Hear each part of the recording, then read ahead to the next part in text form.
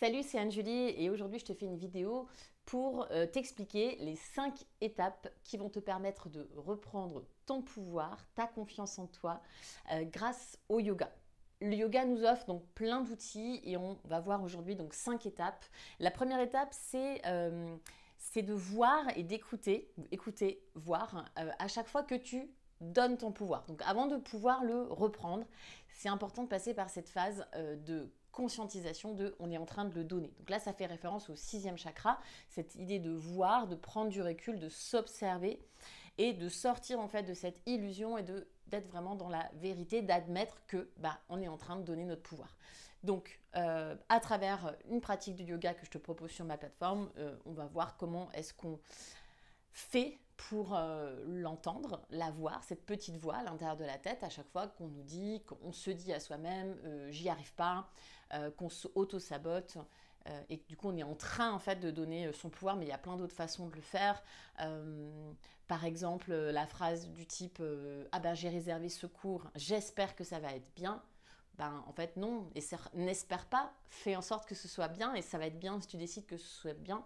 Donc en fait, quand tu dis j'espère que ce soit bien, tu es en train de laisser ton bonheur entre les mains de ce cours. Et là, c'est ce cours qui est en train de dicter ta vie, dicter ton bonheur et dicter ton pouvoir. Alors que toi, tu as le pouvoir de faire en sorte que ce cours soit bien, tu as le pouvoir d'en retirer quelque chose de positif à chaque fois. Donc ça, c'est juste un exemple pour te montrer que va déjà falloir passer par cette phase d'introspection. Donc la méditation aide beaucoup. Donc il faut se reconnecter à soi.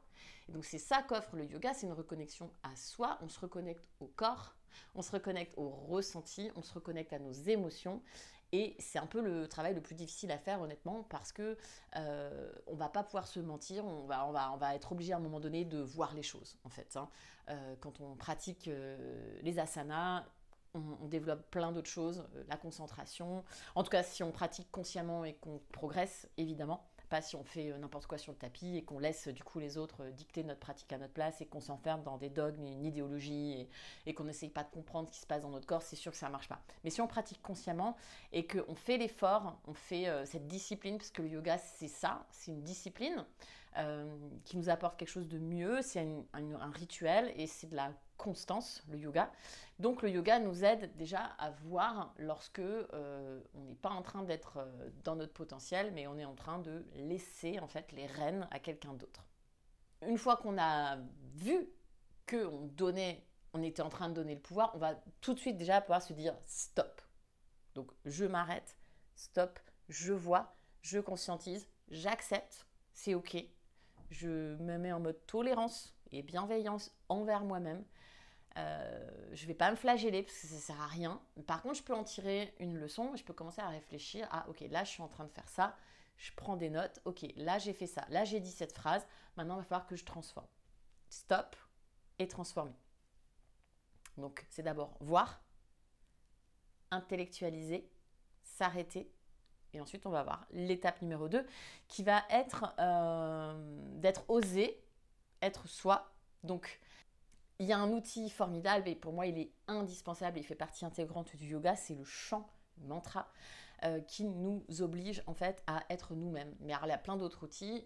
Lorsque vous devenez professeur de yoga et que vous faites ma formation de professeur de yoga et que vous enseignez un cours de yoga, quand vous enseignez un cours de yoga, à un moment donné vous êtes obligé d'être vous-même et c'est votre personnalité qui va en ressortir. Donc j'en parlerai à la fin de la vidéo, mais sachez que faire une formation de professeur de yoga c'est aussi un très bon moyen d'oser être soi-même, mais ça peut passer par la musique, par la peinture, en fait toute forme d'art. Et là on est dans le cinquième chakra, dans l'authenticité, l'expression, la créativité, la transmission de savoir, la transmission des mots, de la communication, de passer le flambeau en fait à l'autre et de faire en sorte que tout ce qu'on dit ça puisse être utile au monde et au monde. C'est déjà juste énorme. Donc là aussi, le yoga et la philosophie du yoga nous ancrent en fait dans cette idée d'être soi-même et de penser à vocation, de penser à quel est mon chemin de vie et en quoi mon chemin de vie il est utile pour moi, mais il est aussi utile pour les autres. Donc c'est aussi grâce aux asanas, évidemment, notamment le yin yoga. Je pense au yin yoga comme pratique de l'authenticité parce que on reste très longtemps dans les postures et à un moment donné, on est obligé d'être nous Et on est obligé de voir et d'accepter d'être qui on est à ce moment-là, parce que notre corps, il sait mieux que nous. Donc se reconnecter au yoga, c'est se reconnecter au corps évidemment, à la respiration, au système nerveux, comprendre, ressentir, qu'est-ce que je ressens, se reconnecter aux émotions, se reconnecter à soi. Et là, on va comprendre que notre corps, il est plus intelligent que nous, lui, il sait. En fait, c'est ce qu'on a essayé de faire, nous, c'est on a essayé de penser avec notre cerveau d'être humain supérieur, mais on n'est pas supérieur si on n'est pas connecté à nous, à nos émotions et à ce qu'on est, qui on est. Donc la deuxième étape, c'est vraiment ça, c'est d'arrêter de changer sa voix, d'arrêter de changer sa façon de parler. En fait, tu vas parler comme tu parles, tu vas pas essayer de rentrer dans les codes et tu vas vraiment être toi-même. Et je vais t'expliquer pourquoi c'est hyper important d'être soi-même et pourquoi ça va attirer aussi les bonnes choses dans ta vie. Et aussi dans le yoga, notamment, si tu veux progresser. Si tu es là juste pour vraiment progresser dans les postures, ça marche. Mais si tu veux progresser aussi dans ta vie, ça marche. Donc dans tous les cas, tu es à au bon endroit. Il y a une troisième étape qui va être de se couper des énergies toxiques. Donc après, c'est pas forcément dans cet ordre, c'est-à-dire que de couper des énergies toxiques, tu peux aussi le faire dans la deuxième étape. Et voilà, pour moi, ça va aussi un peu ensemble. Mais il y a ces deux choses qu'on va devoir travailler en parallèle. Il va falloir te couper, arrêter de fréquenter les endroits qui ne sont pas porteurs de positivité, qui ne sont pas fun, qui sont pas, t'es pas, voilà, où en fait tu fais du small talk avec les gens, mais les gens ne s'intéressent pas à toi.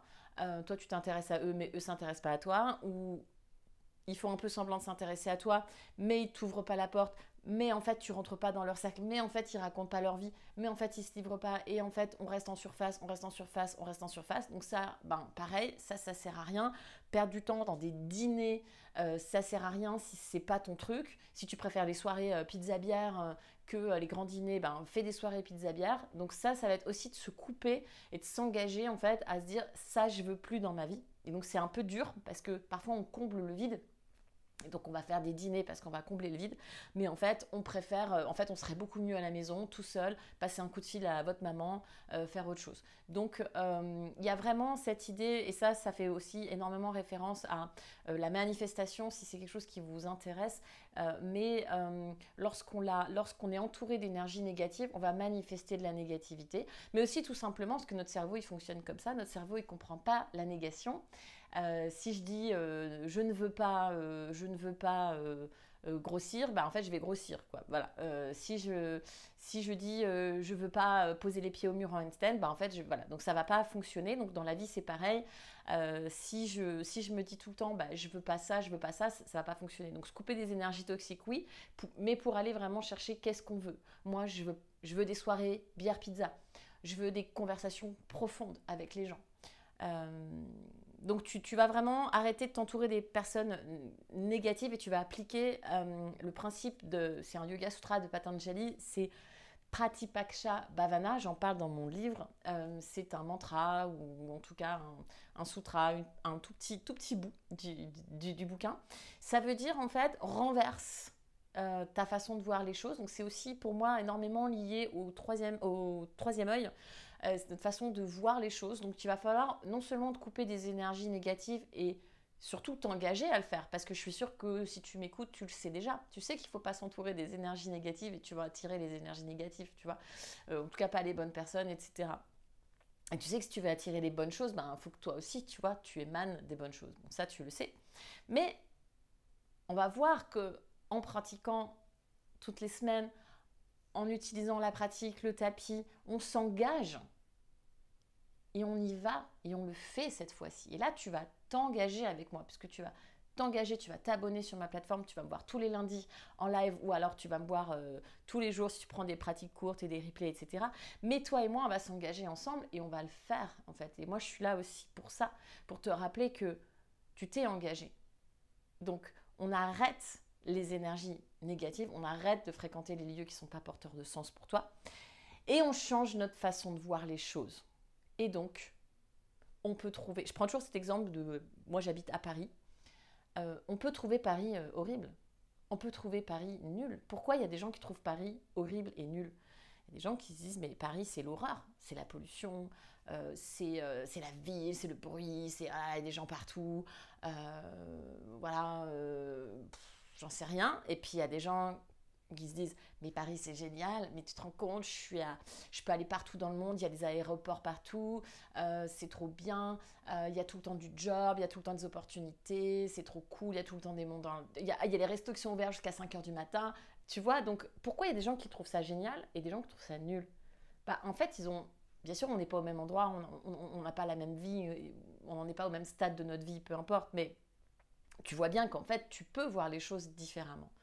Donc là, tu vas t'engager à voir les choses différemment. Et dans ta pratique, moi, je vais t'obliger à voir tes points forts, à voir là où tu es bonne dans ta pratique et à pointer du doigt toutes les bonnes choses que tu fais, qui sont bonnes pour toi, qui sont bonnes pour ton corps et tous les progrès que tu es en train de faire. Parce que c'est pas anodin de venir pratiquer tous les jours sur son tapis, c'est pas anodin. Que tu sois dans une recherche de quelque chose d'un peu plus développement personnel ou juste dans une pratique d'asana. Mais si tu fais que de l'asana, déjà tu vas exploser ton potentiel. Ça c'est clair. Et tu vas reprendre ton pouvoir. Si, encore une fois, tu fais l'effort de réfléchir un petit peu à ce que tu fais et tu t'engages. Quatrième étape, va falloir passer un temps à faire un travail sur tes valeurs, à retrouver quelles sont tes valeurs. Donc ça va aussi beaucoup avec l'authenticité. Par exemple, moi, une de mes valeurs, en tout cas dans mon travail, c'est la convivialité. Donc, par exemple, ça m'aide énormément de savoir que ça, c'est une valeur forte parce que quand j'organise une retraite de yoga, je cherche des lieux qui sont conviviaux. Il n'y a pas longtemps, je suis allée visiter un lieu en Normandie. C'est un lieu magnifique, mais c'est pas un lieu convivial. Donc moi, ça m'intéresse pas et j'ai pas envie d'emmener mes élèves là-bas et c'est pas ce que je recherche. Je vais plutôt louer une maison et faire des pizzas le vendredi soir. Donc ça, c'est important de connaître tes valeurs pour reprendre ton pouvoir et pas perdre du temps et pas perdre ton énergie vers des choses qui ne te correspondent pas. Donc pour te donner des exemples de valeurs, moi c'est la vérité, l'authenticité, la convivialité, mince, je ne sais même plus c'est quoi mes valeurs. Waouh. Pourtant, bon, en tout cas, ça fait déjà quelques valeurs. Et tu peux aussi trouver ça au travers de ta pratique de yoga, évidemment. Donc, il va falloir que tu trouves, en fait, c'est quoi tes valeurs aussi sur ton tapis. Et ça va t'aider à reprendre ton pouvoir, parce qu'encore une fois, tu ne vas pas perdre du temps. Si par exemple, une de tes valeurs, c'est la compréhension. Voilà, ça, c'est une de mes valeurs. La compréhension, pour moi, on ne peut pas enseigner, on ne peut pas comprendre, on ne peut pas apprendre si on peut pas apprendre si on ne comprend pas. Pour moi, ça ne marche pas. Donc, je mets beaucoup de sens dans ce que je propose, tu vois. Si toi, tu es aligné avec ça, ça va être vachement cool de pratiquer avec moi. Et donc, mais si c'est pas du tout une de tes valeurs, libre à toi d'aller pratiquer avec quelqu'un qui t'explique rien, mais tu vas trouver autre chose, j'en sais rien, une histoire qu'on va te raconter. Enfin, il y a des gens, ils n'ont pas envie de comprendre, hein, tu vois, et c'est cool. Je pense à quelqu'un comme ça, c'est un de mes élèves. Lui, il veut pas comprendre, il s'en fout de comprendre, lui, il veut juste pratiquer, penser à rien. Donc voilà, t'es pas obligé de regarder les tutos et t'es pas obligé d'essayer de comprendre. Mais en tout cas, sache que ça fait en tout cas, moi, c'est une de mes valeurs. Il y a la 5e étape, ça va être de transformer tes limites en liberté sauvage. En fait, ça revient encore une fois à cette authenticité, mais c'est ça aussi, développer ton potentiel et sortir ton potentiel et retrouver ton pouvoir. Ça passe forcément par être authentique. Donc on va essayer déjà de voir quelles sont nos limites. Donc transformer ses limites, c'est bien, mais en fait il faut savoir c'est quoi ses limites, et ça rejoint un petit peu nos valeurs. Par exemple, moi je sais que voilà, faire une soirée dîner avec du small talk où je vais me faire chier, c'est une de mes limites. Donc j'y vais pas, et je vais transformer en fait cette limite en liberté. Donc je vais ouvrir la porte à quelque chose d'autre. Et aussi, ce qui est très important, c'est que ta limite, ou en tout celle que tu crois être une limite, ton point faible, ce que tu crois être ton point faible, va devenir ton point fort. Par exemple, moi j'ai des élèves qui sont très souples, et c'est vraiment un point faible, parce que c'est très lax, parce qu'il n'y a pas de limite, parce que du coup on ne sent pas, on se fait mal. Les gens très souples se font mal, ils ont plus de mal à connecter, à sentir les limites de leur corps. Et sache pour information que notre système de fascia et notre système nerveux, pour bien répondre, pour avoir une bonne réponse physique, pour avoir un corps en bonne santé, c'est très important de savoir où commence le mouvement et où est-ce qu'il s'arrête. Donc la notion de connaissance de tes limites physiques, c'est très important. Les gens qui font des burn-out, c'est des gens qui ne connaissent pas leurs limites, ils ne sont pas capables de savoir s'ils sont fatigués et donc ils font des burn-out ou ils tombent malades. En fait, plus on pratique le yoga, plus on se reconcentre, on se reconnecte à son corps, plus on va connaître ses limites. Et moi, par exemple, c'est vrai que je sens tout. Maintenant, je sens tout. Et dès qu'il y a une limite, dès que je sens que c'est trop, ou il fait trop chaud, ou mes jambes commencent à... Le tout petit degré, le tout demi-degré en trop, je commence à sentir mes jambes lourdes, alors qu'avant, je ne les sentais pas comme ça, de manière si fine et si subtile. Je sens aussi un peu plus de choses. Si je ne vais pas rentrer dans la spiritualité, l'ésotérisme, il y a quand même des choses maintenant que je sens beaucoup plus. On peut appeler ça de la perspicacité. Donc tu vas vraiment sentir beaucoup plus tes émotions. Donc tu vas capter quand tu vas sentir la colère monter, quand tu vas sentir la tristesse, tu vas pouvoir vivre la tristesse. La tristesse, c'est une émotion, il faut la vivre. Si tu ne vis pas la tristesse, tu ne peux pas te reconstruire. Si tu ne vis pas la solitude, tu ne peux pas te reconstruire. C'est comme ça qu'on est conçu. Donc c'est pour ça que c'est important de comprendre comment le cerveau fonctionne, le système nerveux, nos émotions, comment ça fonctionne, qu'est-ce que c'est une émotion. Donc tu vas explorer tes limites et tu vas les transformer en force. Donc ton point faible, toi la fille souple, hyper laxe qui est ton point faible, ça va devenir ton point fort parce que dans la pratique des inversions, par exemple, tu vas pouvoir plus facilement monter en presse. Et donc on va utiliser ce point fort là pour améliorer ta pratique d'inversion. Mais si tu es comme moi et que tu n'es pas du tout extrêmement souple, voilà, comme tu peux le voir, je suis loin d'être hyper laxe.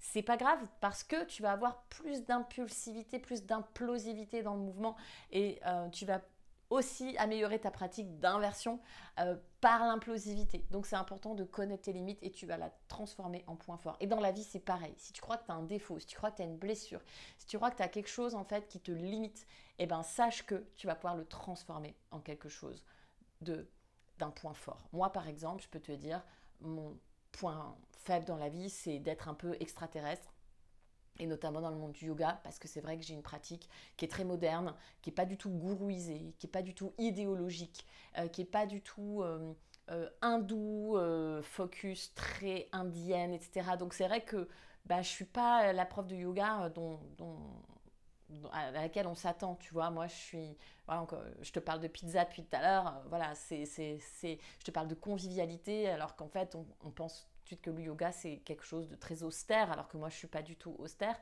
Donc, tout ça, mon côté un peu extraterrestre, mon côté où je colle pas, en fait, à l'image du truc, en fait, c'est une force. Et c'est pour ça que tu es là. C'est pour ça que tu regardes cette vidéo. C'est pour ça que tu pratiques avec moi. C'est parce que, en fait... c'est ce qui te plaît chez moi et tu te reconnais en moi. Donc, tout ce que tu penses être une limite, c'est une liberté. Et ça va se transformer en liberté sauvage. Il y a une 6e étape, c'est l'étape bonus. Cette étape, c'est embrasse ton potentiel illimité. Et ça passe par la formation. Donc, faire une de mes formations, soit une formation longue, soit une formation courte.